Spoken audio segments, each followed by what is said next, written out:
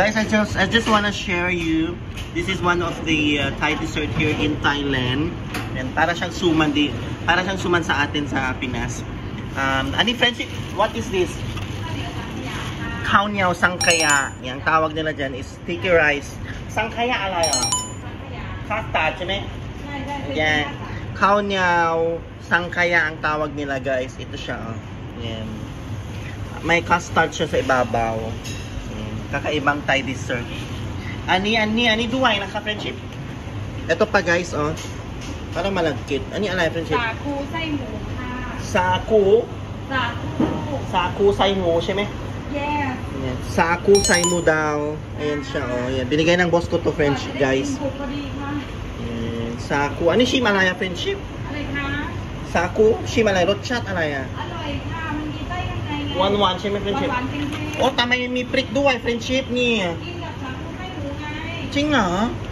Oh, may sili pa siya guys. So, di ba? Kakaibang Thai dessert talaga. So, ito try natin to guys. Saku, ala yan? Saku say mo ka. Saku say mo. Ayan si Friendship forever. Friendship, smile. Iba. Okay. Ayan, tikman natin. So, guys, ayan, titikman na natin ang Saku. Ala yan, Friendship? Saku? Saku say mo. Saku say mo. With pork daw siya.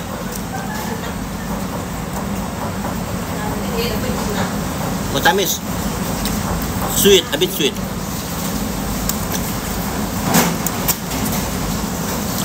Mi ano doon? Mi tuwa doon, tuwa?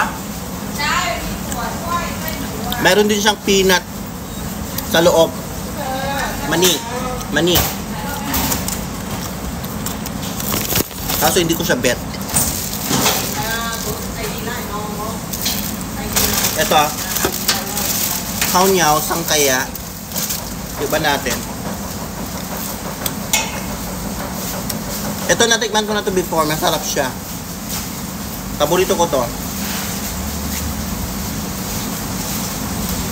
Usually, nabibili to every morning, guys. Yung mga ganitong Thai dessert.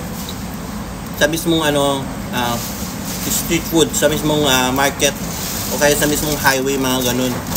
Binibenta nila to sa mismong highway at saka sa market every morning.